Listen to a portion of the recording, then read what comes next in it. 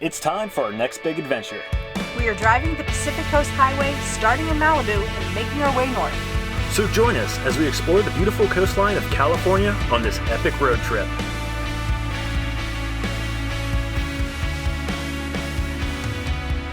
Hey there and good morning, guys. Today our road trip along the Pacific Coast Highway continues, and we ventured off of the one a little bit over near the 101 specifically to visit this cute little town of Solvang. This town is also known as the Danish Capital of the United States. It was founded in 1911 and incorporated as a city on May 1st, 1985. So the first thing you may be wondering is, why is there a little Danish town in the middle of California? Back in the 19th century, there were a lot of Danish immigrants to the United States, specifically to the Midwest.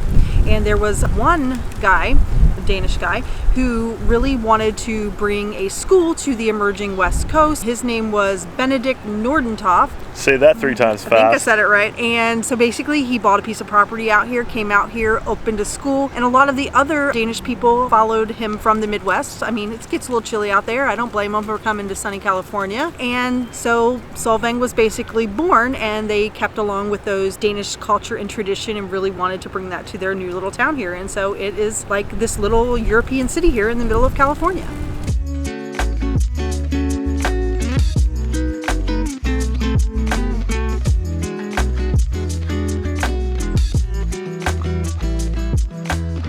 So behind me is a replica of a famous landmark in Copenhagen. It's called the King Christian Tower. And the unique feature, it has 4 dragons, and as they go up into a spire, their tails intertwine, and that's supposed to symbolize the unity between the Scandinavian countries. So just a short walk from the downtown area of Solvang is the Santa Ines Mission. That's right. So the beginning of Solvang was, of course, the indigenous Chumash people who lived here, as well as the Spanish who built this mission. This mission is part of the 21 missions that are along coastal California that we told you about in our Santa Barbara video when we visited the Santa Barbara mission. And there is actually, I wouldn't call it a path, but it's 600 miles from the first mission to the last one. So the first mission being right around San Francisco and the last being around San Diego. You could probably walk it. I think it'd actually be really cool to be able to that would be kind of cool. But I'm sure most people drive it, but you can visit all the missions along there, and this is one of those missions along the Camino Real.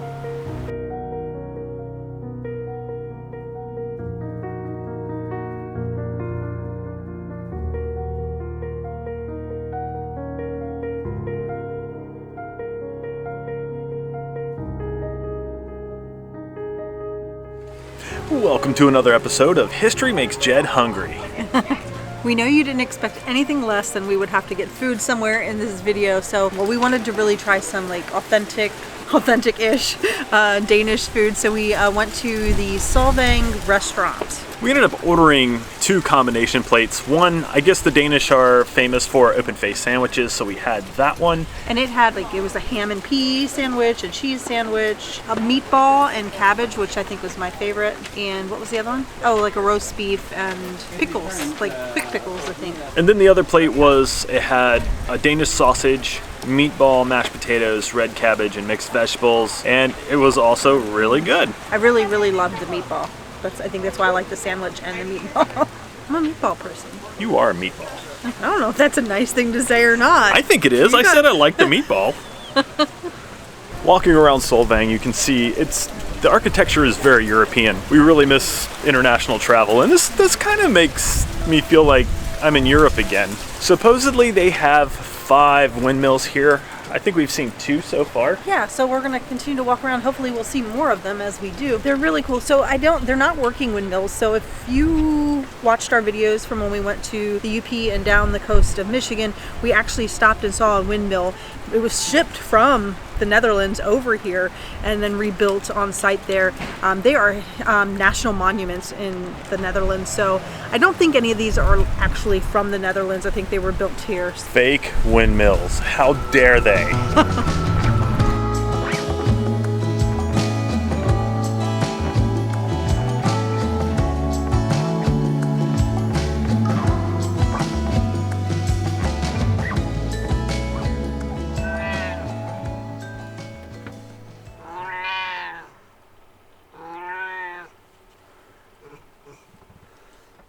We just ran back to the van because it is super windy out, and I know we just ate, but we made another little pit stop. And we had to come check on the cat because, you know, she's demanding. So we stopped at, there's a million Danish bakeries here. Or at least 5. We stopped at a little bakery called Olsen's, mainly because it had a huge line, and we're not sure if that's because they're the best or they're on the main drag, but grabbed a couple of coffees because it's freaking chilly. I mean, it's supposed to be, it's like low 60s, but like the wind chill because it is windy. So we picked up several things, you know, for later.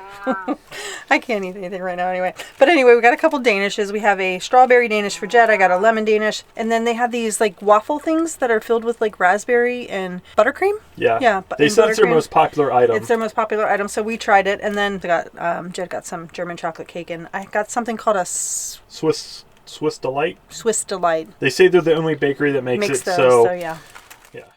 So I know we said we were going to explore Solvang a little bit more, but after we put the pastries down, we went back out for a little bit, and it was windy as all get out. The next day was a complete freaking washout. Poured all day. But we're going to make up for it this morning. Today we are at Ostrichland, the happiest place on earth. Okay, I don't know if that's true or not, but we're about to find out.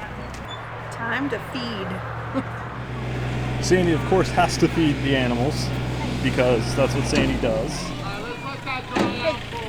I got something for you. I'm a little scared, honestly, because these things are... Oh, he's nice. Look at him. Honey, give him more. Give him your wallet and the keys to the van. I'm a little scared. Okay, I'm done. I think the one that Sandy just fed is a boy because it's by himself or herself, I'm not sure. I'm a ladies' man, so let's go meet the ladies. Oh my gosh, this is kind of scary. Oh my God. Get closer so they don't strain their necks. These are murder monsters. Look at them. Oh, here, you get some too. Here. There you go. There you go, ladies. They do have ostriches and emus. We were feeding the emus. Now we're gonna go see the ostriches. So the emus are much smaller than the ostriches. The ostriches, I can see them out there in the field, and they're pretty big guys. So I think I read a sign up front that says that they can be like 8 to 9 feet tall and weigh like 250, 280 pounds. One of their eggs that they lay, I guess they lay them, right? Yes. No, they like, get them from the egg store. From the egg store. They're like 3 to 4 pounds, so they're pretty big. You see my fake egg? I'm holding my hand. Okay, now on to the ostriches. These guys can run up to 45 miles an hour and live as long as 80 years old. She's a hungry girl. She's polite though. She's polite. Okay, gotta share. Oh. Oh, you said never mind. Ah, you see him try to take the bowl? Uh-huh.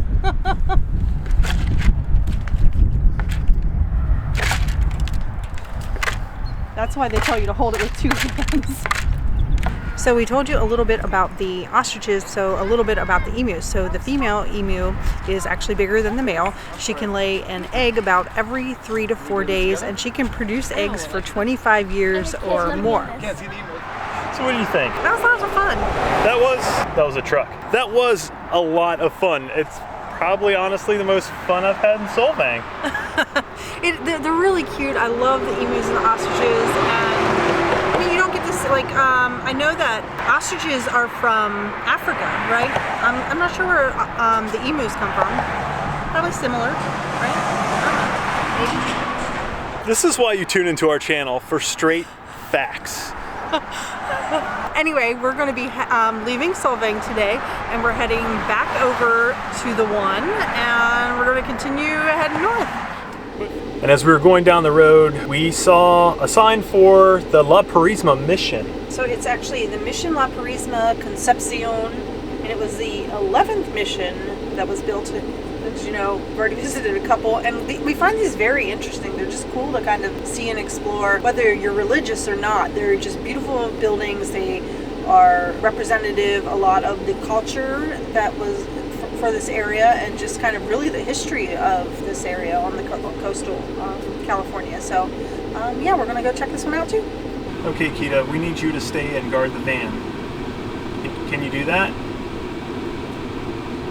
Oh, see, look. Perfect.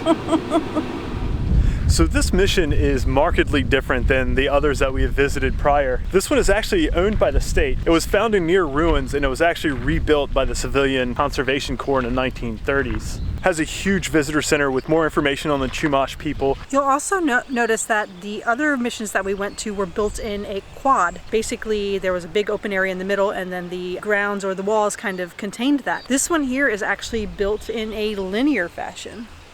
I think it's really cool that they have the animals that the Spanish would have and the Chumash people would have raised here while living in this area. You can't pet them or feed them, but they're still pretty cool to look at. We have made our way into the old church and it's been restored to its former glory. This place is absolutely beautiful. You can smell, I don't know how to explain it. It's like that old building smell. It's not unpleasant, it's just like oddly nostalgic.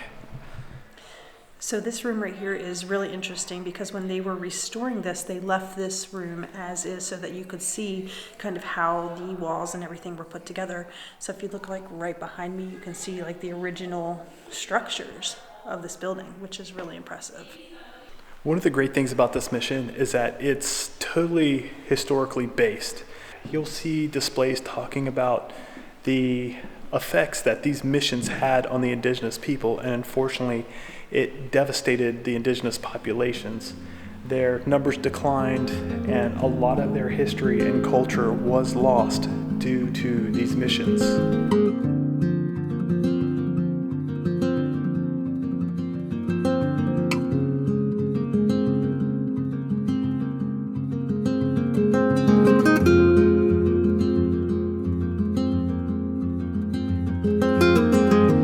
I'd have to say that this is probably my favorite mission that we have visited. I mean, this is only our third, but yeah, definitely my favorite. Just so much to see and do here. And I feel like, I don't know, it was just really cool. And it was free because of our Parks Pass. So this is a state park, but they've done such a good job preserving and presenting the history of this mission. It's absolutely incredible. Nothing against the other two that we have visited. Oh yeah, they were beautiful too. But I mean, if I had to pick one, this place, the grounds, the gardens, the animals, everything, it was absolutely beautiful. Yeah, just a nice little walk to kind of get out.